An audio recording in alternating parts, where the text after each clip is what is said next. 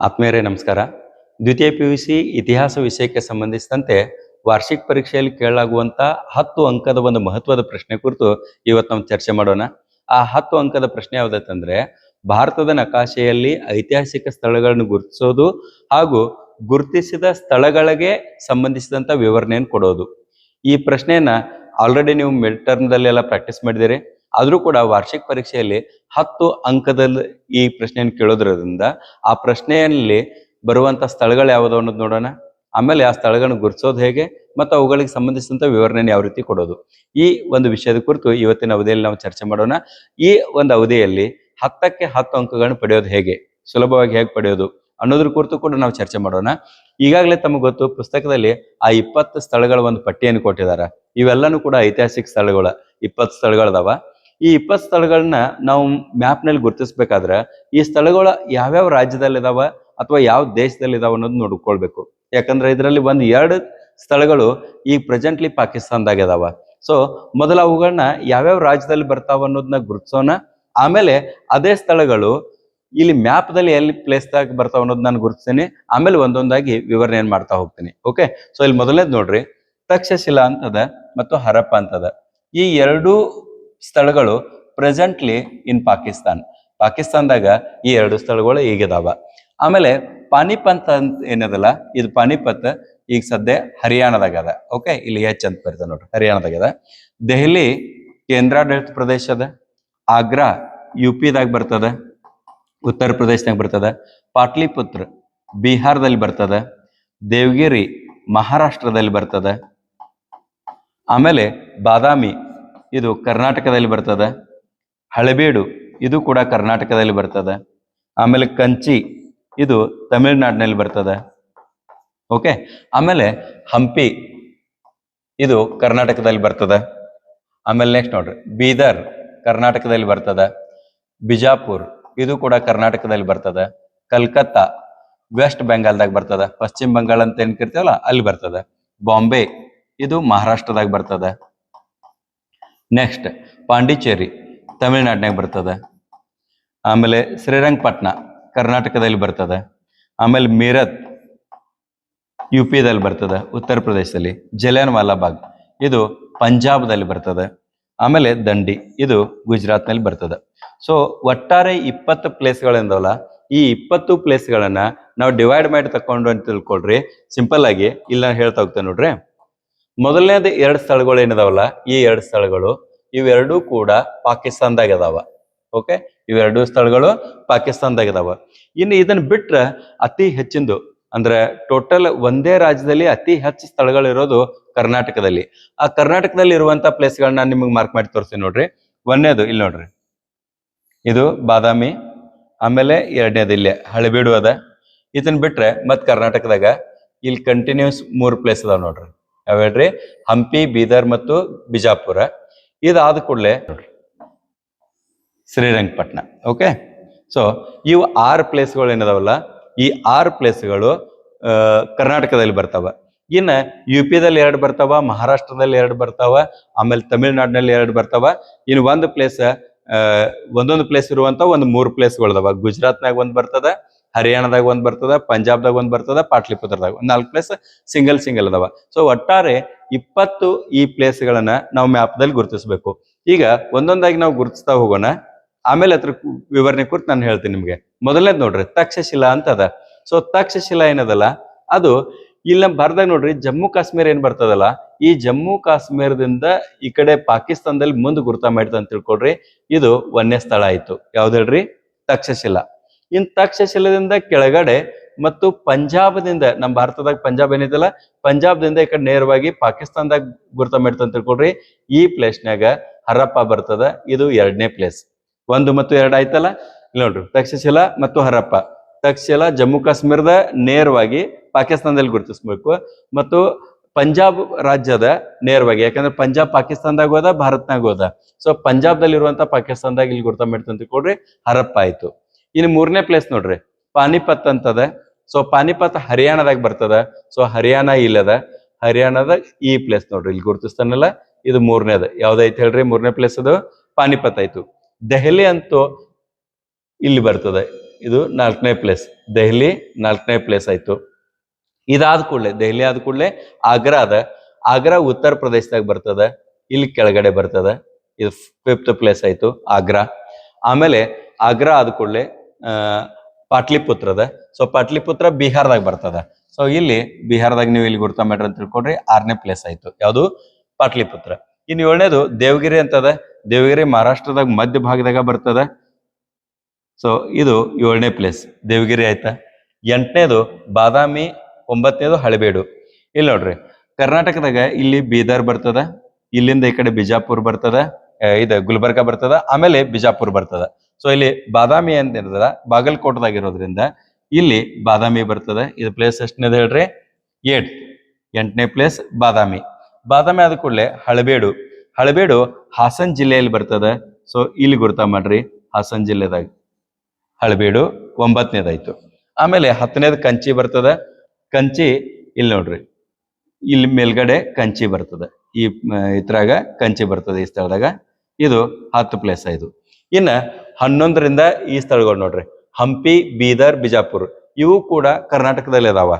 So Ballari ಜಿಲ್ಲೆಯಲ್ಲಿ ಬರುವಂತದ್ದು ಇದು 11ನೇ ಪ್ಲೇಸ್. ಯಾವ್ದು ಹೇಳ್ರಿ? ಹಂಪಿ ಆಯ್ತು. ಇನ್ನು ಬೀದರ್ ಕರ್ನಾಟಕದ ಉತ್ತರದಾಗದ. ಸೊ ಇಲ್ಲಿ 12ನೇ ಪ್ಲೇಸ್ ಬೀದರ್ ಆಯ್ತು. 13ನೇ ಪ್ಲೇಸ್ ಬಿಜಾಪುರ್ ಅಂತ ಏನದಲ್ಲ ಅದು ಇಲ್ಲಿ ಈ ಪ್ಲೇಸ್ನಾಗ ಬರ್ತದೆ. ಸೊ ಇದು 13 ಬಿಜಾಪುರ. ಆಮೇಲೆ ಕಲ್ಕತ್ತಾ ವೆಸ್ಟ್ ಬೆಂಗಾಲ್ದಾಗ ಬರ್ತದ, ಮತ್ ಸಮುದ್ರ ದಂಡಿಗೆ ಇರೋದ್ರಿಂದ ಇಲ್ಲಿ ಅದ ನೋಡ್ರಿ. ಇದು ನಂಬರ್ 14 ಕಲ್ಕತ್ತಾ ಆಯ್ತಾ. ಆಮೇಲೆ 15 ಬಾಂಬೆ ಅಂತದ, ಮಹಾರಾಷ್ಟ್ರದಾಗ ಈ ಕಡೆ ಇತರ ಸೈಡ್ ಅದ. ಯಾವ್ದು ಹೇಳ್ರಿ? ಸಮುದ್ರ ದಂಡಿಗೆ ಅದ, ಭಾರತದ ಹೆಬ್ಬಾಗಿಲು ಅಂತ ಹೇಳ್ಕಿರ್ತಾರ. ಸೊ 15ನೇದು ಬಾಂಬೆ ಆಯ್ತ. ಆಮೇಲೆ 16ನೇದು ಪಾಂಡಿಚೇರಿ. ಸೊ ಪಾಂಡಿಚೇರಿ ಇಲ್ಲಿ ಆಲ್ರೆಡಿ ಗುರ್ತಾ ಮಾಡಿದ್ದದ. 17ನೇ ಪ್ಲೇಸ್. 16ನೇ ಪ್ಲೇಸ್ ಅದು. ಓಕೆ, ಸೊ 16ನೇ ಪ್ಲೇಸ್ ಪಾಂಡಿಚೇರಿ. 17ನೇ ಪ್ಲೇಸ್ ಶ್ರೀರಂಗಪಟ್ಟಣ ಅಂತದ. ಶ್ರೀರಂಗಪಟ್ಟಣ ಮಂಡ್ಯ ಜಿಲ್ಲೆದಾಗ ಬರ್ತದ. ಇದು 17ನೇದು. ಆಮೇಲೆ ಮೀರತ್ ಇದು ಉತ್ತರ ಪ್ರದೇಶದಲ್ಲಿ ಬರ್ತದ. ಸೊ ಉತ್ತರ ಪ್ರದೇಶದಾಗ ಮೀರಟ್ ಎಲ್ಲಿ ಬರ್ತದ ಅಂದ್ರ ದೆಹಲಿದಿಂದ ಈ ಭಾಗದಾಗ ಬರ್ತದ ಈ ಕಡೆ. ಓಕೆ, ಇದು 18ನೇದು. ಮೀರಟ್ 18ನೇದು. ಆಮೇಲೆ ಜಲಿಯನ್ ವಾಲಾ ಬಾಗ್ ಪಂಜಾಬ್ದಾಗ ಬರ್ತದ. ಸೊ ಇಲ್ಲಿ ಅದ ನೋಡ್ರಿ ಪಂಜಾಬ್ದಾಗ, ಅಮೃತ್ಸರ್ ಜಿಲ್ಲೆದಾಗ ಬರ್ತದ. ಇದು ಎಷ್ಟನೇದು? 19ನೇದು ಜಲಿಯನ್ ವಾಲಾ ಬಾಗ್. ಆಮೇಲೆ 20ನೇದು ದಂಡಿ ಗುಜರಾತ್ದಾಗ ಬರ್ತದ. ಸೊ ಇಲ್ಲಿ ಬರ್ತದ. ಇದು 20ನೇ ಪ್ಲೇಸ್. ಸೊ ಈ 20 ಪ್ಲೇಸ್ಗಳನ್ನ ಈಗ ಗುರುತಿಸಿದಂಗ ಆಯ್ತು ನಾವು. ಓಕೆ, ಯಾವ್ಯಾವ ರಾಜ್ಯನಾಗ ಬರ್ತಾವ ಅನ್ನೋದು ಈಗ ಬರ್ದಿದ್ದಾನೆ. ಅವುಗಳನ್ನ ಇಲ್ಲಿ ನಾನು ಗುರುತಿದಾಗ ಕೂಡ ಮಾಡಿದಾಯ್ತು. ಆದ್ರೆ ಒಂದು ಏನತ್ತಂದ್ರೆ ಪರೀಕ್ಷೆಯಲ್ಲಿ ಈ ರೀತಿ ರಾಜ್ಯಗಳು ಡಿವೈಡ್ ಮಾಡಿದ ಮ್ಯಾಪ್ ಅನ್ನು ಕೊಡಂಗಿಲ್ಲ. ಅಲ್ಲಿ ಪ್ಲೇನ್ ಮ್ಯಾಪ್ ಕೊಡ್ತಾರೆ. ಉದಾಹರಣೆಗೆ ಈ ರೀತಿ ಮ್ಯಾಪ್ ಕೊಡ್ತಾರೆ. ಈ ರೀತಿ ಮ್ಯಾಪ್ ಕೊಟ್ಟಾಗ ನಾವು ತಪ್ಪದೆ ಅವತ್ನೆಲ್ಲ ತುಂಬಬೇಕಾಗ್ತದೆ. ಇಲ್ಲಿ ರಾಜ್ಯಗಳ ಮಾರ್ಕಿಂಗ್ ಇರೋದಿಲ್ಲ, ಆದ್ರೂ ಕೂಡ ಅವ್ರು ತಕ್ಷಿಲ್ಲ ಮತ್ತು ಹರಪ್ಪ ಅಂತ ಕೇಳ್ತಾರೆ. ಸೊ ಇದರಲ್ಲಿ ಆ 20 ಪ್ಲೇಸ್ಗಳನ್ನ ಒಂದ್ಸಲ ನಾನು ಬೇಗ ಗುರುತಿಸ್ತೇನೆ. ಅದನ್ನ ನೀವು ಲಕ್ಷ ಕೊಟ್ಟು ನೋಡ್ರಿ, ಆಮೇಲೆ ಎಕ್ಸ್ಪ್ಲನೇಷನ್ ಮಾಡ್ತಾ ಹೋಗೋಣ. ಸೊ ಮೊದಲನೇದು ನೋಡ್ರಿ, ನಾ ಮೊದಲನೇದು ಈ 20 ಪ್ಲೇಸ್ಗಳನ್ನ ನಾನು ಸೀಕ್ವೆನ್ಸ್ ಅಥವಾ ಸ್ಥಳಗಳನ್ನ ಡೈರೆಕ್ಟ್ ಹೇಳಿ ನಾನು ಗುರ್ತಾ ಮಾಡ್ತಾ ಹೋಗ್ತೇನೆ ನೋಡ್ರಿ. ಮೊದಲನೇದು ಯಾವುದು? ತಕ್ಷಶಿಲಾ ಅಂತದ. ಸೊ ತಕ್ಷಶಿಲಾ ಪಾಕಿಸ್ತಾನದಾಗ ಬರ್ತದ ಅಂತ ಹೇಳಿದ್ನ. ಸೊ ತಕ್ಷಶಿಲಾ 1ನೇದು. ಓಕೆ, ಇದು ತಕ್ಷಶಿಲಾ LT ಅಂತ ಬರೀತಾ ನೋಡ್ರಿ, ತಕ್ಷಶಿಲಾ. ಆಮೇಲೆ ಪಂಜಾಬದ ನೇರವಾಗಿ ಇಲ್ಲಿ ಬರ್ತದ ಅಂತ ಹೇಳಿದ್ನು. ಇದು ಯಾವ್ದು ಹೇಳ್ರಿ? ಹರಪ್ಪ ಅಂತ ಹೇಳಿದ್ನು. H ಅಂತ ಬರ್ದ್ ನಾನು. ಓಕೆ, ಹರಪ್ಪ. ಇದಾದ ಕೂಡಲೇ ಇಲ್ಲಿ ಪಾನಿಪತ್ ಅದ. ಪಾನಿಪತ್ ಹರಿಯಾಣದಾಗ ಬರ್ತದ ಅಂತ ಹೇಳಿದ್ನ. ಸೊ ಹರಿಯಾಣ ಇಲ್ಲೇ ಬರ್ತದ. ಸೊ ಇಲ್ಲಿ ಪಾನಿಪತ್, ಇದು ಪಾನಿಪತ್. ಇದಾದ ಕೂಡಲೇ ನೆಕ್ಸ್ಟ್ ದೆಹಲಿ ಬರ್ತದ. ದೆಹಲಿ ಈ ಭಾಗದಾಗ ಬರ್ತದ. ಸೊ ಇದು ದೆಹಲಿ. ದೆಹಲಿದಿಂದ ಕೆಳಗಡೆ ಆಗ್ರಾ. ಆಗ್ರಾ ಇಲ್ಲಿ ಉತ್ತರ ಪ್ರದೇಶದಾಗ ಬರ್ತದ. ಸ್ವಲ್ಪ ಇಲ್ಲಿ ಕೆಳಗಡೆ A ಅಂತ ಬೇರೆ ಆಗ್ರಾ. ಅದಾದ ಕೂಡಲೇ ಪಾಟ್ಲಿಪುತ್ರ, ಈಗಾಗಲೇ ಹೇಳಿದಾನ ನಿಮ್ಗೆ. ಎಲ್ಲಿ ಹೇಳ್ರಿ? ಬಿಹಾರದಾಗ ಬರ್ತದ. ಸೊ ಇದು ಪಾಟ್ಲಿಪುತ್ರ ಅಂತ ಬರ್ತಾನೆ. ದೇವಗಿರಿ ಮಹಾರಾಷ್ಟ್ರದಾಗ ಮಧ್ಯ ಭಾಗದಾಗ ಬರ್ತದ. ಸೊ ಇಲ್ಲಿ D ಅಂತ ಬರ್ನು ದೇವಗಿರಿ. ಆಮೇಲೆ ಬಾದಾಮಿ. ಬಾದಾಮಿ ಕರ್ನಾಟಕದಾಗ ಈ ಭಾಗದಾಗ ಬರ್ತದ. ಸೊ ಇದು ಬಾದಾಮಿ ಆಯ್ತಾ. ಬಾದಾಮಿ ಆದ ಕೂಡಲೇ ನೆಕ್ಸ್ಟ್ ಹಳೆಬೀಡು ಇಲ್ಲಿ ಕೆಳಗಡೆ ಬರ್ತದ. ಹಳೆಬೀಡು H. ಹಳೆಬೀಡು ಆದ ಕೂಡಲೇ ಕಂಚಿ. ಕಂಚಿ ಇಲ್ಲಿ ಬರ್ತದ ನೋಡ್ರಿ ಮೇಗಡೆ. ಇಲ್ಲಿ K ಅಂತ ಬರೀತಾ ನೋಡ್ರಿ ಕಂಚಿ. 10 ಸ್ಥಳಗಳದು. ಇನ್ನು 11 ನೋಡ್ರಿ ಹಂಪಿ. ಹಂಪಿ ಈ ಭಾಗದಾಗ ಬರ್ತದ H ಹಂಪಿ. ಆಮೇಲೆ ಬೀದರ್. ಬೀದರ್ ಇಲ್ಲಿ ಮೇಲ್ಗಡೆ ಬರ್ತದ. ಓಕೆ, ಇದು ಬೀದರ್ PI ಅಂತ ಮಣ್ಣು ಬೀದರ್. ಬೀದರ್ ಆದ ಕೂಡಲೇ ಇಲ್ಲೇ ಪಕ್ಕದಾಗ ಬಿಜಾಪುರ್ ಬರ್ತದ. ಓಕೆ, ಬಿಜಾಪುರ್ ಬಿಜಾಪುರ್ ಬರ್ತದ. ಆಮೇಲೆ ಕಲ್ಕತ್ತಾ ಕಲ್ಕತ್ತಾ ಈ ಭಾಗದಾಗ ಬರ್ತದ, ಸಿ ಅಂತ ಬರೀತಾನೆ ನೋಡ್ರಿ ಕಲ್ಕತ್ತಾ. ಆಮೇಲೆ ಬಾಂಬೆ ಬಾಂಬೆ ಇಲ್ಲಿ ನೋಡ್ರಿ ದೇವಗಿರಿಂದ ಇದ ಸೈಡ್ದಾಗ ಇಲ್ಲಿ ಬರ್ತದ, ಬಾಂಬೆ ಬರ್ತದ. ಅದಾದ ಕೂಡಲೇ ಪಾಂಡಿಚೇರಿ ಕಂಚಿದಿಂದ ಕೆಳಗಡೆ, ಸೊ ಪಾಂಡಿಚೇರಿಯಾಗನ ಶ್ರೀರಂಗಪಟ್ಟಣ, ಇಲ್ಲೇನ ಇದು ಮಾಡ್ತೇವ್ರಲ್ಲ ಹಳೆಬೀಡು ಹಾಸನ ಜಿಲ್ಲೆ ಆಗ್ತದಲ್ಲ, ಹಾಸನ ಜಿಲ್ಲೆ ಆದ ಕೂಡಲೇ ಮಂಡ್ಯ ಜಿಲ್ಲೆದಾಗ ಯಾವ್ದು ಬರೋದು ಹೇಳ್ರಿ, ಮಂಡ್ಯ ಜಿಲ್ಲೆದಾಗ ಬರ್ತದ ಶ್ರೀರಂಗಪಟ್ಟಣ, ಎಸ್ ಅಂತ ಮಾಡೋಣ. ಆಮೇಲೆ ಮೀರತ್ ಅಂತದ, ಸೊ ಮೀರತ್ ಉತ್ತರ ಪ್ರದೇಶ ಬರ್ತದ, ಡೆಲ್ಲಿದಿಂದ ಈ ಸೈಡ್ದಾಗ ಬರ್ತದ, ಮೀರತ್ ಆಯ್ತು. ಆಮೇಲೆ ಜಲಿಯನ್ ವಾಲಾಬಾಗ್ ಪಂಜಾಬ್ದಾಗ ಬರ್ತದ. ಸೊ ಇಲ್ಲಿ ಏನ್ ಮೇಲ್ಗಡೆ ಅದಲ್ಲ ಈ ಭಾಗದಾಗ, ಇಲ್ಲಿ ಅಮೃತ್ಸರ್ ಜಿಲ್ಲೆದಾಗ ಜಲಿಯನ್ ವಾಲಾಬಾಗ್, ಜೆ ಅಂತ ಬರೀತಾನೆ ನೋಡ್ರಿ, ಜೆ. ಆಮೇಲೆ ದಂಡಿ ಗುಜರಾತದ ಈ ಭಾಗದಾಗ ಬರ್ತದ, ಇದು ಡಿ, ದಂಡಿ. ಓಕೆ, ಸೊ ಈ 20 ಪ್ಲೇಸ್ಗಳು ಏನದಲ್ಲ, ಈ 20 ಸ್ಥಳಗಳನ್ನ ಮೊದಲು ಗುರುತಿಸ್ಲಿಕ್ಕೆ ಕಲಿಬೇಕು. ಇದರಿಂದ ಯಾವ್ದಾದ್ರು 8 ಪ್ಲೇಸ್ಗಳನ್ನ ಮಾತ್ರ ಎಕ್ಸಾಮ್ದಾಗ ಕೇಳ್ತಾರೆ. ಅದ್ರಾಗಿಂದ ಯಾವ್ದಾದ್ರು 5 ಪ್ಲೇಸ್ಗಳನ್ನ ಅಥವಾ ಸ್ಥಳಗಳನ್ನ ನೀವು ಮ್ಯಾಪ್ನಲ್ಲಿ ಗುರುತಿಸಿದ ಸ್ಥಳಕ್ಕೆ ವಿವರಣೆಯನ್ನು ಕೊಡ್ರಿ ಅಂತ ಹೇಳ್ತಾರೆ. ಸೊ ನೀವು ಪ್ಲೇಸ್ ಅಷ್ಟೇ ಗುರ್ತ ಮಾಡಿದ್ರು ಕೂಡ 5 ಪ್ಲೇಸ್ಗಳನ್ನ ಗುರ್ತ ಮಾಡಿದ್ರೆ 5 ಅಂಕಗಳು ಸಿಗ್ತಾವ. ಇನ್ನು 5 ಅಂಕಗಳನ್ನ ಮತ್ತೆ ಪಡೆಯೋದು ಹೆಂಗಂತಂದ್ರ ಆ ಗುರುತಿಸಿದ ಸ್ಥಳಗಳಿಗೆ ವಿವರಣೆಯನ್ನು ಬರಿಬೇಕಾಗ್ತದ. ಈ ಮೊದಲನೇದು ಏನ್ 10 ಸ್ಥಳಗಳದಾವಲ್ಲ, ಈ 10 ಸ್ಥಳಗಳ ಕುರಿತು ಈಗಾಗಲೇ ಒಂದು ವಿಡಿಯೋ ಮಾಡಿದ್ ನಾನು ಮಿಡ್ ಟರ್ಮ್ ಟೈಮ್ಕ. ಸೊ ಆ 10 ಸ್ಥಳಗಳ ಕುರಿತು ಆ ವಿವರಣೆಯನ್ನ ಆ ವಿಡಿಯೋ ನೋಡ್ರಿ, ಆ ವಿಡಿಯೋದ ಲಿಂಕ್ ಅನ್ನ ಡಿಸ್ಕ್ರಿಪ್ಷನ್ ದಲ್ಲಿ ನಾನು ಕೊಡ್ತೀನಿ. ಇನ್ನು ಉಳಿದಂತ ಈ 10 ಸ್ಥಳಗಳು ಏನದಾವಲ್ಲ, ನಂಬರ್ 11 to 20 ಏನದವಲ್ಲ, ಇತರ ವಿವರಣೆಯನ್ನ ನಾನೀಗ ಹೇಳ್ತಾ ಹೋಗ್ತೇನೆ ನೋಡ್ರಿ, ಏನೇನು ಬರಿಬೇಕು ಅನ್ನೋದ್ರ ಕುರಿತ. ಈಗ ಮೊದಲನೇದ್ ನೋಡ್ರಿ, ಹಂಪಿ ಅಂತದ. ಈಗಾಗಲೇ ನಾನು ನಿಮ್ಗೆ ಹೇಳ್ದನ ಹಂಪಿ ಪ್ಲೇಸ್ ಮಾರ್ಕಿಂಗ್. ಸೊ ಇಲ್ಲಿ ನೋಡ್ರಿ, ಇಲ್ಲೇ ಇರ್ತದ ಹಂಪಿ. ಓಕೆ, ಸೊ ಈ ಹಂಪಿಗೆ ಸಂಬಂಧಪಟ್ಟಂತೆ ನೀವು ಬರಿಬೇಕಾಯ್ತು ಅಂತ ತಿಳ್ಕೊಂಡ್ರೆ ಮುಖ್ಯವಾಗಿ ಯಾವ ಜಿಲ್ಲೆಯಲ್ಲಿ ಇದೆ ಅಂತ ಬರಿಬೇಕು. ಇಲ್ಲಿ ಮೊದಲಿಂದನೂ ಕೂಡ ಪುಸ್ತಕದಾಗ ಬಳ್ಳಾರಿ ಜಿಲ್ಲೆಯಲ್ಲಿ ಇದೆ ಅಂತ ಕೊಡ್ತಾರ. ಹಂಪಿ ಬಳ್ಳಾರಿ ಜಿಲ್ಲೆ, ಈಗಿನ ಬಳ್ಳಾರಿ ಜಿಲ್ಲೆಯಲ್ಲಿ ಇದೆ ಅಂತ ಕೊಡ್ತಾರ.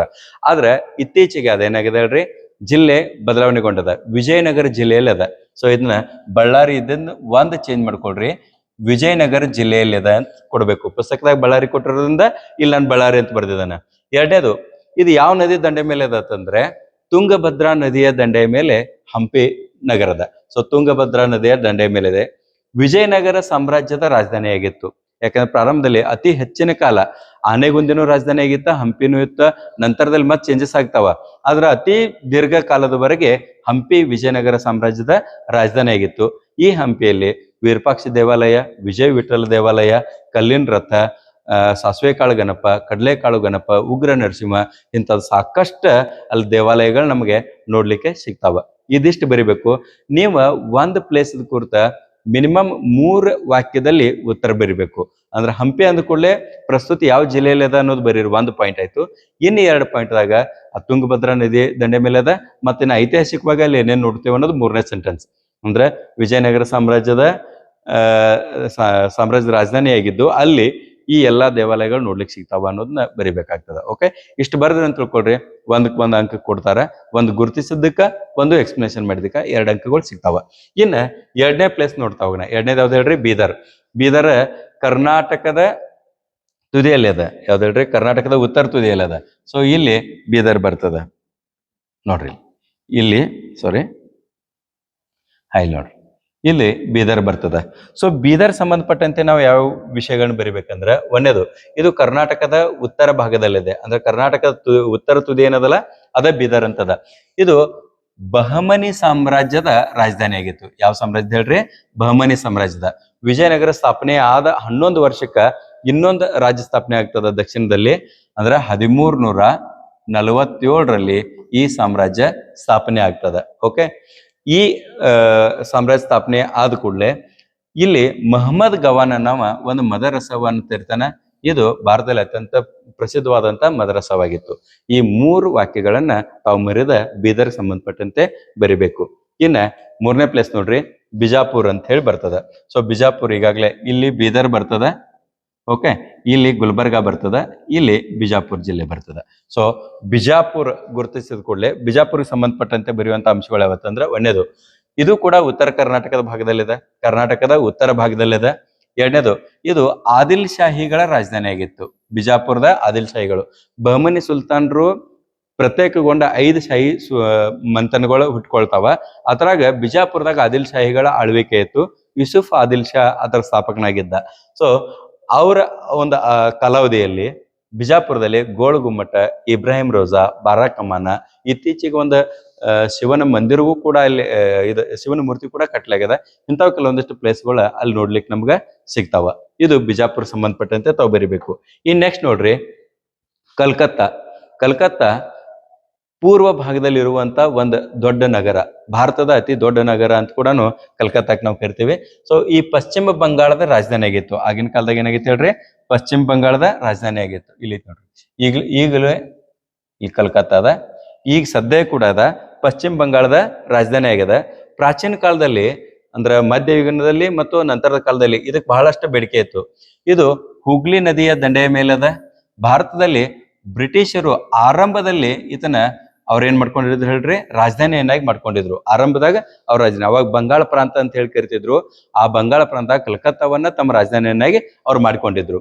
ಇದರ ಸಮೀಪ ಬೇಲೂರು ಎಂಬಲ್ಲಿ ಸ್ವಾಮಿ ವಿವೇಕಾನಂದರು ರಾಮಕೃಷ್ಣ ಆಶ್ರಮವನ್ನ, ಬೇಲೂರು ಮಠ ಅಂತ ಹೇಳಿ ಏನ್ ಕರಿತೀವಲ್ಲ, ಆ ರಾಮಕೃಷ್ಣ ಮಠವನ್ನ ಅಲ್ಲಿ ಕಟ್ಟಿದ್ದಾರೆ.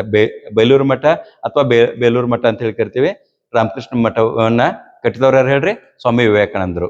ಸೊ ಸ್ವಾಮಿ ವಿವೇಕಾನಂದರ ಜನನ ಮತ್ತು ಅಲ್ಲೇ ಪ್ರಥಮ ಈ ಒಂದು ಮಠವನ್ನು ಕೂಡ ಕಟ್ಟಿದ್ದು ಈ ಕಲ್ಕತ್ತಾದಲ್ಲೇ. ಓಕೆ, ಇದಷ್ಟು ವಿಷಯವನ್ನು ಬರಿಬೇಕು.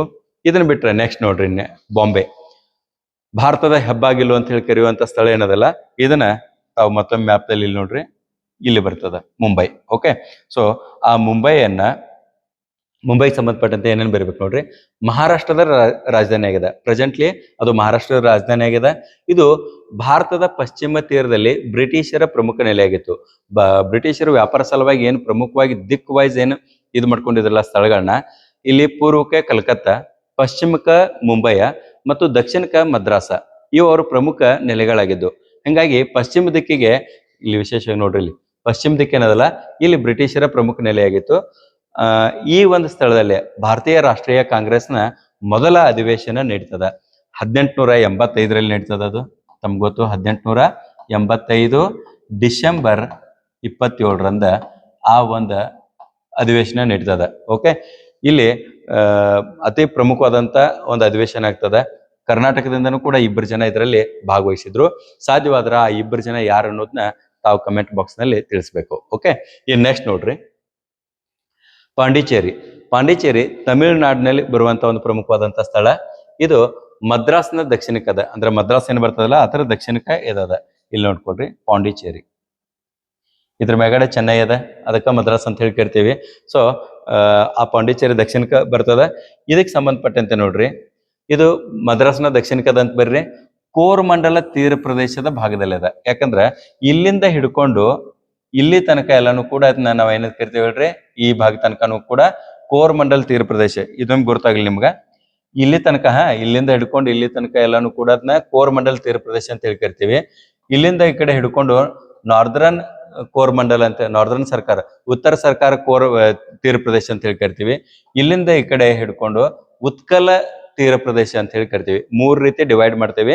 ಅದ್ರಾಗ ಕೋರಮಂಡಲ್ ತೀರ ಪ್ರದೇಶದಾಗ ಬರುವಂತ ಸ್ಥಳ ಯಾವ್ದು ಹೇಳ್ರಿ, ಪಾಂಡಿಚೇರಿ. ಓಕೆ, ಇನ್ನ ಇದು ಭಾರತದಲ್ಲಿ ಫ್ರೆಂಚರ ರಾಜಧಾನಿ ಆಗಿತ್ತು. ಯಾರ ರಾಜಧಾನಿ ಆಗಿತ್ತು ಹೇಳ್ರಿ, ಫ್ರೆಂಚರ ರಾಜಧಾನಿ ಆಗಿತ್ತು.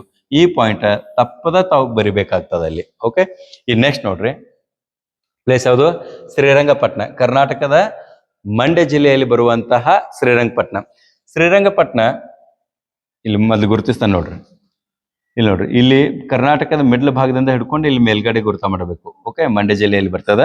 ಸೊ ಆ ಮಂಡ್ಯ ಜಿಲ್ಲೆದಾಗ ಶ್ರೀರಂಗಪಟ್ಟಣ ಬರ್ತದ.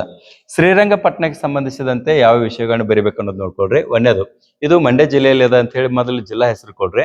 ಅದಾದ ಕೂಡಲೇ ಇದು ಆರಂಭಿಕ ಮೈಸೂರು ಒಡೆಯರ್ ರಾಜಧಾನಿ ಆಗಿತ್ತು. ಅದಾದ ನಂತರ ಹೈದರ್ ಅಲಿ ಮತ್ತು ಟಿಪ್ಪು ಸುಲ್ತಾನ್ ಇವರಿಬ್ರು ಕೂಡ ತಮ್ಮ ರಾಜಧಾನಿಯನ್ನಾಗಿ ಮಾಡ್ಕೊಂಡಿದ್ದು ಶ್ರೀರಂಗಪಟ್ಟಣ. ಓಕೆ, ಇವ್ರ ರಾಜಧಾನಿ ಆಗಿತ್ತು. ಇಲ್ಲಿ ಶ್ರೀರಂಗನಾಥ ದೇವಾಲಯ ಅತ್ಯಂತ ಪ್ರಸಿದ್ಧವಾಗಿದೆ. ಈ ವಿಷಯವನ್ನು ತಾವ ತಪ್ಪದಲ್ಲಿ ಬರಿಬೇಕು. ಯಾವ ಜಿಲ್ಲೆಯಲ್ಲಿ ಅದ, ಯಾರ್ಯಾರ ರಾಜಧಾನಿಯನ್ನಾಗಿ ಮಾಡ್ಕೊಂಡಿದ್ರು, ಮತ್ತು ಅಲ್ಲಿ ಇರುವಂತ ಐತಿಹಾಸಿಕ ಪ್ರಸಿದ್ಧ ದೇವಸ್ಥಾನ ಯಾವುದು, ಈ ವಿಷಯವನ್ನ ತಾವು ಮೆನ್ಷನ್ ಮಾಡ್ಬೇಕು. ಇದು ಶ್ರೀರಂಗಪಟ್ಟಣ ಆಯ್ತಾ. ಇದಾದ ಕೂಡಲೇ ನೆಕ್ಸ್ಟ್ ನೋಡ್ರಿ, ಮೀರತ್ ಅಂತ ಹೇಳಿ ಬರ್ತದ. ಡೈರೆಕ್ಟ್ ಇನ್ನ ಉತ್ತರ ಪ್ರದೇಶಕ್ಕೆ ಹೋಗೋಣ. ಸೊ ಇಲ್ಲಿ ಉತ್ತರ ಪ್ರದೇಶದ ಇಲ್ಲಿ ನೋಡ್ರಿ ಇಲ್ಲೇನು ಯು ಪಿ ಬರ್ತದಲ್ಲ, ಯು ಪಿದ ಈ ಭಾಗದಾಗ ಇಲ್ಲಿ ಮೀರಟ್ ಅಂತ ಹೇಳಿ ಬರ್ತದ. ಇಲ್ಲಿ ದೆಹಲಿ ಅದ, ದೆಹಲಿದಿಂದ ಹೆಂಗ್ ಕ್ರಾಸ್ ಮ್ಯಾಗ ನೋಡ್ರಿ ಇಲ್ಲಿ ಮೀರತ್ ಬರ್ತದ. ಮೀರತ್ಗೆ ಸಂಬಂಧಪಟ್ಟಂತೆ ಬಹಳಷ್ಟು ವಿಷಯಗಳದಾವ. ಸಂಕ್ಷಿಪ್ತನಾಗ ಏನೇನ್ ಬರಿಬೇಕು ಅನ್ನೋದು ನೋಡ್ರಿ. ಇದು ಉತ್ತರ ಪ್ರದೇಶದಲ್ಲಿದೆ. ಇದು 1ನೇ ಪಾಯಿಂಟ್. ಯಾವ ರಾಜ್ಯದಾಗದ, ಯಾವ ಜಿಲ್ಲೆದಾಗದ. ಕರ್ನಾಟಕ ಸಂಬಂಧಿಸಿದತ್ತ ಅಂತ ತಿಳ್ಕೊಡ್ರಿ, ಅಲ್ಲಿ ಜಿಲ್ಲೆ ಅಂತ ಕೊಡ್ರಿ. ಆ ಬೇರೆ ಬೇರೆ ರಾಜ್ಯನಾಗೈತಿಕೆ ಯಾವ ರಾಜ್ಯನಾಗೈತಿ ಅಂತ ಕೊಡ್ರಿ. ಮತ್ತ ಹರಪ್ಪ ಮತ್ತು ತಕ್ಷಶಿಲ ಇವು ಪ್ರೆಸೆಂಟ್ಲಿ ಪಾಕಿಸ್ತಾನದಾಗ ಇದಾವ ಅಂತ ಹೇಳಿ ಬರಿಬೇಕು 1ನೇ ಲೈನ್. ಇನ್ ನೋಡ್ರಿ 2ನೇದು ದೆಹಲಿ ಸಮೀಪದ, ಯಾಕಂದ್ರೆ ನಾನು ನಿಮ್ಗೆ ದೆಹಲಿ ಮಾರ್ಕ್ ಮಾಡಿ ತೋರಿಸಿಲ್ಲ. ದೆಹಲಿ ಸಮೀಪದ ಭಾರತದ ಮೊದಲ ಸ್ವತಂತ್ರ ಸಂಗ್ರಾಮ ಯಾವ್ದು ಹೇಳ್ರಿ? 1857 ಪ್ರಥಮ ಸ್ವತಂತ್ರ ಸಂಗ್ರಾಮ ಏನಂತವಲ್ಲ, ಆ ಘಟನೆಗೂ ಮತ್ತು ಮೀರತ್ ಸ್ಥಳಕ್ಕೂ ಬಹಳಷ್ಟ ಅನ್ಯೋನ್ಯ ಸಂಬಂಧ ಅದ. ಯಾಕಂದ್ರ ಮೀರತ್ನ 85 ಜನ ಸೈನಿಕರೇನಿದ್ರಲ್ಲ, ಅವರು ಬಂದೂಕಗಳನ್ನ ಉಪಯೋಗಿಸ್ಲಿಕ್ಕೆ ಅವ್ರು ನಿರಾಕರಿಸಿದ್ರಿಂದ ಈ 85 ಜನರನ್ನ ವಿಚಾರಣೆಗೆ ಒಳಪಡಿಸಿ ಅವ್ರನ್ನ ಜೈಲ್ದಾಗ ದೀರ್ಘಾವಧಿವರೆಗೆ ಜೈಲಿನಲ್ಲಿ ಹಾಕ್ತಾರ. ಆ ಜೈಲಿನಿಂದ ಇವ್ರು ರಾತ್ರಿ ಹೊತ್ತು ಏನ್ ಮಾಡ್ತಾರ ಹೇಳ್ರಿ? ಜೈಲಿನ ಗೋಡೆಗಳನ್ನೆಲ್ಲ ಒಡೆದು ಬಾಗಿಲುಗಳನ್ನ ಮುರಿದು ತಾವು ಹೊರಗೆ ಬರ್ತಾರ. ಜೊತೆಗೆ ಮೊದಲಿದ್ದಂತ ಕೈದಿಗಳನ್ನ ಕೂಡ, ಯಾರು ಹೇಳ್ರಿ ಕೈದಿ ಅಂತಾರ ತಪ್ಪು ಮಾಡಿದವರಲ್ಲ, ಸ್ವತಂತ್ರ ಹೋರಾಟಗಾರನ ಕೂಡ ಅಲ್ಲಿಂದ ಬಿಡಿಸ್ಕೊಂಡ್ ಬರ್ತಾರ. ಮುಂದ ದೆಹಲಿಯನ್ನ ಆಕ್ಯುಪೈ ಮಾಡ್ತಾರ. ದೆಹಲಿಯನ್ನು ವಶಪಡಿಸ್ಕೊಂಡು 2ನೇ ಬಹದ್ದೂರ್ ಶಾನನ್ನ ಭಾರತದ ಸಾಮ್ರಾಟ್ ಅಂತ ಹೇಳಿ ಘೋಷಣೆ ಮಾಡಿದವರು ಇದ 85 ಜನ ಸೈನಿಕರು. ಯಾವ ಇತರವ್ರು ಹೇಳ್ರವ್ರ? ಮೀರತ್ನ ಸೈನಿಕರು. ಸೊ ಮೊದಲ ಸ್ವತಂತ್ರ ಸಂಗ್ರಾಮದ ಪ್ರಮುಖ ಕೇಂದ್ರ ಇದ ಆಗಿತ್ತು ಅಂತ ಹೇಳ್ತೇವೆ. ಆರಂಭದಾಗ ಬ್ಯಾರಕ್ಪುರದಾಗ ದಂಗೆ ನಡೆದ್ರು ಕೂಡ ಅತಿ ಉಗ್ರ ರೂಪ ತಾಳಿದ್ದು ಮತ್ತು ಅದರ ರಾಷ್ಟ್ರೀಯ ಒಂದು ಸ್ವರೂಪವನ್ನು ಪಡೆದದ್ದು ಮೀರತ್ನಿಂದಾಗಿ. ಸೊ ಮೀರತನ ಈ ರೀತಿ ನೀವು ವರ್ಣಿಸ್ಬೇಕು, ವಿವರಿಸಬೇಕು. ನೆಕ್ಸ್ಟ್ ನೋಡ್ರಿ, ಜಲಿಯನ್ ವಾಲಾಬಾಗ್. ಜಲಿಯನ್ ವಾಲಾಬಾಗು ಕೂಡ ಅತ್ಯಂತ ಮಹತ್ವದ ಸ್ಥಳ. ಇದು ಪಾಕಿಸ್ತಾನ ಇದರಲ್ಲಿ ಪಂಜಾಬ್ ಪ್ರದೇಶದ ಅಮೃತ್ಸರದಲ್ಲಿ ಅದ. ಸೊ ಇಲ್ಲಿ ಈ ಪ್ಲೇಸ್ ಒಂದು ಗುರ್ತ ಮಾಡ್ಬೇಕು ತಾವ. ಇನ್ನು ಇದಕ್ಕೆ ಸಂಬಂಧಪಟ್ಟಂತೆ ನೋಡ್ರಿ, ಇದಕ್ಕೆ ಸಂಬಂಧಪಟ್ಟಂತೆ ಏನೇನು ಬೇರೆದು ಅನ್ನೋದು ನೋಡ್ರಿ. ಮುಖ್ಯವಾಗಿ ಪಂಜಾಬ್ನ ಅಮೃತ್ಸರ ಜಿಲ್ಲೆಯಲ್ಲಿದೆ ರೌಲಟ್ ಕಾಯ್ದೆ ಅಂತ ಹೇಳಿ ಒಂದು ಕಾಯ್ದೆ ಬಂದಿತ್ತು. ಈ ರೌಲಟ್ ಕಾಯ್ದೆ 1919ರಲ್ಲಿ ಈ ಕಾಯ್ದೆ ಬಂದಿತ್ತು. ಈ ಕಾಯ್ದೆಯ ವಿರುದ್ಧ ಭಾರತೀಯರು ಅತಿ ಶಾಂತಿಯುತವಾಗಿ ಒಂದು ಪ್ರತಿಭಟನೆಯನ್ನು ಮಾಡಿದ್ರು ಮತ್ತು ಒಂದು ಮೀಟಿಂಗ್ ಸೇರಿದ್ರು. ಓಕೆ, ಆ ಮೀಟಿಂಗ್ ನಡೆದಂತ ಸ್ಥಳನ ಜಲಿಯನ್ ವಾಲಾಬಾಗ್ ಅಂತ ಹೇಳಿ. ಓಕೆ, ಸೊ ಆ ವಾಲಾಬಾಗ್ದಲ್ಲಿ ಎಲ್ಲ ಜನ ಸೇರಿದಾಗ ಜನರಲ್ ಡಯರ್ ಅಂತ ಹೇಳಿ ಆ ಪ್ರದೇಶದ ಒಬ್ಬ ಇಂಗ್ಲಿಷ್ ಅಧಿಕಾರಿ 1919ರಲ್ಲಿ ಅವ್ರ ಮೇಲೆ ಗುಂಡಿನ ದಾಳಿ ಮಾಡ್ಲಿಕ್ಕೆ ಆದೇಶ ಮಾಡ್ತಾನೆ. ಅದು ಆಕ್ಚುಲಿ ಶಾಂತಿಯುತವಾದ ಪ್ರತಿಭಟನೆ ಇದ್ರೂ ಕೂಡ, ಸಭೆ ಸೇರಿದ್ರು ಕೂಡ, ಅದ ಕಾಯ್ದೆ ವಿರುದ್ಧವಾಗಿ ಇವರೆಲ್ಲ ಸೇರಿದಾರೆ ಅಂತ ತಿಳ್ಕೊಂಡು ಅವ್ರ ಮೇಲೆ ಆತ ಫೈರ್ ಆರ್ಡರ್ ಮಾಡ್ತಾನೆ. ಅದರಲ್ಲಿ ಅನೇಕ ಜನ ಸಾವನ್ನಪ್ತಾರ. ಆಯ್ತಾ? ಸೊ ಸ್ವತಂತ್ರ ಚಳವಳಿ ನಡಿಬೇಕಾದ್ರೆ ಈ ಘಟನೆ ಕೂಡ ಅತ್ಯಂತ ಪ್ರಭಾವಿತವಾಗಿ ಆಯ್ತು ಅಂತ ತಿಳ್ಕೊಂಡು ನಾವು ಹೇಳ್ತೀವಿ. ಸೊ ಜಲಿಯನ್ ವಾಲಾಬಾಗ್ ಇದೊಂದಷ್ಟು ಮಾಹಿತಿಯನ್ನು ತಾವು ಕೊಡಬೇಕು. ಇನ್ ನೆಕ್ಸ್ಟ್ ನೋಡ್ರಿ, ದಂಡಿ ಅಂತ ಬರ್ತದ. ದಂಡಿ ಯಾವ್ದು ಹೇಳ್ರಿ? ಗುಜರಾತ್ ನಲ್ಲಿ ಇರುವಂತ ಪ್ಲೇಸ್. ಈ ದಂಡಿಯನ್ನ ಮೊದಲು ಗುರುತಿಸೋದು ನೋಡ್ರಿ, ಗುಜರಾತ್ ನಲ್ಲಿ ಇಲ್ಲಿ ಬರ್ತದ. ಓಕೆ, ಇಲ್ಲಿ ಇನ್ ನೆಕ್ಸ್ಟ್ ನೋಡ್ರಿ, ಈ ದಂಡಿಗೆ ಸಂಬಂಧಪಟ್ಟಂತೆ ಏನಂದ್ರೆ ಇದು ಗುಜರಾತ್ನ ಪಶ್ಚಿಮ ತೀರದಲ್ಲಿ ಅದ. ಗುಜರಾತ್ನ ಪಶ್ಚಿಮ ತೀರದಲ್ಲಿ ಅದ. ಇದೆಲ್ಲ ಪಶ್ಚಿಮ ತೀರ ಅಂತ ಹೇಳಿ ಕರಿತೀವಿ. ಗುಜರಾತ್ ರಾಜ್ಯದ ಪಶ್ಚಿಮ ತೀರದಲ್ಲಿ ಅದ. ಮಹಾತ್ಮ ಗಾಂಧೀಜಿ ಅವರು ಉಪ್ಪಿನ ಸತ್ಯಾಗ್ರಹವನ್ನು ಮಾಡಿದ್ರು. ಯಾಕಂದ್ರೆ ಆಗಿನ ಕಾಲದಲ್ಲಿ ಉಪ್ಪಿನ ಮೇಲೂ ಕೂಡ ಬ್ರಿಟಿಷರು ತೆರಿಗೆಯನ್ನು ಹೇರಿದ್ರು.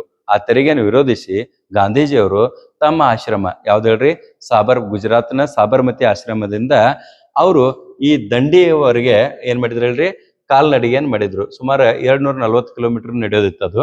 ಅದನ್ನ 78 ಜನ ಅನುಯಾಯಿಗಳ ಜೊತೆಗೆ ಆ ನಡಿಗೆಯನ್ನು ಪ್ರಾರಂಭಿಸ್ತಾರ. ದಂಡಿ ಮುಟ್ಟೋದಕ್ಕೆ ವೇಳೆಗಾಗ್ಲೇ 1000 ಪಟ್ಟು ಜನ ಅಲ್ಲಿ ಹೆಚ್ಚಾಗಿದ್ರು. ಸೊ ಹಿಂಗಾಗಿ ಅಲ್ಲಿ ಹೋಗಿ ಸಮುದ್ರದ ಉಪ್ಪನ್ನ ತಾವು ಕೈಯಲ್ಲಿ ಹಿಡಿಯೋದ್ರ ಮೂಲಕ ಉಪ್ಪಿನ ಮೇಲಿನ ಕರವನ್ನ ಅವರ ಮುರಿದು ಬಿಡ್ತಾರ. ಅಂದ್ರೆ ಆ ಒಂದು ರೂಲ್ ಏನಿತ್ತಲ್ಲ ಬ್ರಿಟಿಷರ್ದು, ಅಂದ್ಬಿಟ್ಟು ಸ್ವಂತವಾಗಿ ಅದನ್ನ ಉಪಯೋಗಿಸೋದು ಅಂತ ಹೇಳ್ತಾರೆ. ಸೊ ಈ ಉಪ್ಪಿನ ಸತ್ಯಾಗ್ರಹ ಚಳವಳಿಯನ್ನು ಇಲ್ಲಿಂದಾನೇ ಆರಂಭಿಸಿದ್ರು ಅಂತ ತಿಳ್ಕೊಂಡು ಹೇಳ್ತಾರೆ. ಸೊ ದಂಡಿ ಮತ್ತು ಉಪ್ಪಿನ ಸತ್ಯಾಗ್ರಹ ಇದು ಅತಿ ಏನ್ ಹೇಳ್ರಿ ಅನ್ಯೋನ್ಯವಾಗ್ಯದ. ಆಮೇಲೆ ಇದರಿಂದ ಪ್ರೇರಣೆಗೊಂಡು ಕರ್ನಾಟಕದಲ್ಲಿ ಅಂಕೋಲಾದಲ್ಲಿ ಕೂಡ ಉಪ್ಪಿನ ಸತ್ಯಾಗ್ರಹ ನಡೀತದ. ಓಕೆ, ಇವಿಷ್ಟು ಸ್ಥಳಗಳಿಂದಲ್ಲ, ಈ ಸ್ಥಳಗಳನ್ನ ಗುರುತಿಸೋದು ಮತ್ತು ಅವುಗಳ ಕುರಿತು ವಿವರಣೆಯನ್ನು ಕೊಡುವಂತ ಕೆಲಸವನ್ನ ತಾವು ಮಾಡಿದ್ದೇ ಆದ್ರೆ ತಮಗೆ ದ್ವಿತೀಯ PUCಯಲ್ಲಿ 10ಕ್ಕೆ 10 ಅಂಕಗಳು ಕೂಡ ಬರ್ತಾವ. ಇನ್ನೊಂದ್ಸಲ ಫಾಸ್ಟ್ ಆಗಿ ಆ ಪ್ಲೇಸ್ಗಳನ್ನ ನಾನು ಗುರುತಿಸ್ತೀನಿ, ಆಮೇಲೆ ವಿಡಿಯೋನ ಮುಗಿಸ್ತೀನಿ. ನೋಡ್ರಿ, ಇಲ್ಲಿ ಫಸ್ಟ್ ಇಂದ ನೋಡ್ರಿ, ಮತ್ತೊಮ್ಮೆ ಪ್ಲೇಸ್ಗಳನ್ನ ಡೈರೆಕ್ಟ್ ಬರಿತಾ ಹೋಗ್ತಾನೆ ನೋಡ್ರಿ. ಒಂದೇದು ಇಲ್ಲಿ ಜಮ್ಮು ಕಾಶ್ಮೀರದಿಂದ ಈ ಕಡೆ ಬರೋದು ಯಾವ್ದು ಹೇಳ್ರಿ? ತಕ್ಷಶಿಲಾ. ಆಮೇಲೆ ಪಂಜಾಬ್ದಿಂದ ಈ ಕಡೆ ಬರೋದು ಯಾವುದು? ಹರಪ್ಪ. ಆಯ್ತಾ. ಆಮೇಲೆ ಹರಿಯಾಣದಾಗ ಬರುವಂತ ಪ್ಲೇಸ್, ಪಂಜಾಬ್ದಾಗ ಬರುವಂತ ಪ್ಲೇಸ್ ಒಂದು ಗುರ್ತ ಮಾಡಿಬಿಡ್ನಲ್ಲ. ಪಂಜಾಬ್ದಾಗ ಯಾವ್ದು ಬರ್ತದೆ ಹೇಳ್ರಿ? ಜಲಿಯನ್ ವಾಲಾಬಾಗ್ ಬರ್ತದ. ಇಲ್ಲಿ ಜೆ ಅಂತ ಬರೀತಾ ನೋಡ್ರಿ, ಜಲಿಯನ್ ವಾಲಾಬಾಗ್. ಆಮೇಲೆ ಈ ಜಲಿಯನ್ ವಾಲಾಬಾಗ್ನಿಂದ ಈ ಕಡೆ ಹರಿಯಾಣದಾಗ ಬರುವಂತ ಪ್ಲೇಸ್ ಯಾವ್ದಂದ್ರೆ, ಹರಿಯಾಣದಾಗ ಯಾವ್ದದ ಹೇಳ್ರಿ? ಪಾನಿಪತ್ ಅಂತದ. ಓಕೆ. ಆಮೇಲೆ ಇಲ್ಲಿ ಡೆಲ್ಲಿ ಬರ್ತದ, ದೆಹಲಿದಿಂದ ಸ್ವಲ್ಪ ಇಲ್ಲಿ ಕೆಳಗಡೆ ಕ್ರಾಸ್ ಮ್ಯಾಗ ಯಾವ್ದು ಬರ್ತದೆ ಹೇಳ್ರಿ ಪ್ಲೇಸ್? ಆಗ್ರಾ ಬರ್ತದ. ಬಟ್ ಡೆಲ್ಲಿದಿಂದ ಈ ಕಡೆ ಹೋಯ್ತು ಅಂತ ತಿಳ್ಕೊಡ್ರಿ, ಇದು ಮೀರತ್, ಉತ್ತರ ಪ್ರದೇಶದಾಗ ಬರ್ತದ, ಮೀರತ್ ಬರ್ತದ. ಆಮೇಲೆ ಇಲ್ಲಿಂದ ಈ ಕಡೆ ಬಂತಂತ ತಿಳ್ಕೊಡ್ರಿ, ಬಿಹಾರದಾಗ ಪಾಟ್ಲಿಪುತ್ರ ಬರ್ತದ. ಇಲ್ಲಿಂದ ಕೆಳಗಡೆ ಬಂದ್ರೆ ಕೋಲ್ಕತ್ತಾದಾಗ, ಇದ್ರಾಗ ಪಶ್ಚಿಮ ಬಂಗಾಳದಾಗ ಕೋಲ್ಕತ್ತಾ ಬರ್ತದ. ಆಮೇಲೆ ಇಲ್ಲಿಂದ ಈ ಕಡೆ ನಾವು ದಕ್ಷಿಣ ಕಡೆಗೆ ಬಂದು ಅಂತ ತಿಳ್ಕೊಡ್ರಿ, ಫಸ್ಟ್ ಈ ಕಡೆಯಿಂದ ಇಲ್ಲಿ ಬರುವಾಗ ನಮ್ಗೆ ಹತ್ತದ ಯಾವ್ದು ಹೇಳ್ರಿ? ಕಂಚಿ ಹತ್ತದ. ಓಕೆ, ಕಂಚಿದಿಂದ ಕೆಳಗಡೆನೆ ಇಲ್ಲಿ ಯಾವ್ದು ಹೇಳ್ರಿ? ಪಾಂಡಿಚೇರಿ ಅದ. ಕಂಚಿ, ಪಾಂಡಿಚೇರಿ. ಇನ್ ತಮಿಳ್ನಾಡು, ಇವು ಎರಡು ತಮಿಳ್ನಾಡಾಗ ಅದು. ಇನ್ ಕರ್ನಾಟಕಕ್ಕೆ ಬಂತ ತಿಳ್ಕೊಡ್ರಿ, 6 ಪ್ಲೇಸ್ಗಳದಾವ. ಅದ್ರಾಗ ಮೊದಲನೇದ್ ನೋಡ್ರಿ, ಇಲ್ಲಿ ಕರ್ನಾಟಕದ ನೀವು ಅಂದಾಜ ಮ್ಯಾಪ್ ಮಾಡ್ಕೋಬೇಕು ಇಲ್ಲಿಂಗ. ಸೊ ಇಲ್ಲಿ ಬೀದರ್ ಬರ್ತದ. ಓಕೆ, ಬೀದರ್ನಿಂದ ಈ ಕಡೆ ಕೆಳಗಡೆ ಬಿಜಾಪುರ್ ಬರ್ತದ. ಆಮೇಲೆ ಒಂದ್ ಸ್ವಲ್ಪ ಕೆಳಗಡೆ ಇಲ್ಲಿ ಯಾವ್ದು ಬರ್ತದೆ ಹೇಳ್ರಿ? ಬಾದಾಮಿ ಬರ್ತದ. 3 ಬೀನ್ ಅದಾವ್. ಬಾದಾಮಿ ಆದ ಕೂಡಲೇ ಈ ಕಡೆ ಇಲ್ಲಿ ಕರ್ನಾಟಕದ ಮಧ್ಯ ಭಾಗದಾಗ ಪೂರ್ವ ಸೈಡ್ದಾಗ ಯಾವ್ದು ಬರ್ತದೆ ಹೇಳ್ರಿ? ಹಂಪಿ ಬರ್ತದ. ಎಚ್ ಅಂತ ಮಾಡ್ದವ್ರಿ, ಹಂಪಿದಿಂದ ಈ ಕಡೆ ಇದು ಯಾವ್ದು ಹೇಳ್ರಿ? ಹಳೆಬೀಡು ಬರ್ತದ. ಓಕೆ, ಹಾಸನ ಜಿಲ್ಲೆದಾಗ ಹಳೆಬೀಡು ಬರ್ತದ. ಅಲ್ಲಿಂದ ಈ ಕಡೆ ಬಂತ ತಿಳ್ಕೊಡ್ರಿ, ಶ್ರೀರಂಗಪಟ್ಟಣ, ಮಂಡ್ಯ ಜಿಲ್ಲೆದಾಗ ಶ್ರೀರಂಗಪಟ್ಟಣ. ಸೊ ಇವು 6 ಪ್ಲೇಸ್ಗಳು ಇಲ್ಲಿ ಮುಗಿತಾವ. ಇದಾದ ಕೂಡಲೇ ಬಾದಾಮಿಯಿಂದ ನೇರವಾಗಿ ಒಂದ್ ಸ್ವಲ್ಪ ಮೇಲ್ಗಡೆ ಹೋಯ್ತು ಅಂತ ತಿಳ್ಕೊಡ್ರಿ, ಇಲ್ಲಿ ದೇವಗಿರಿ ಬರ್ತದ.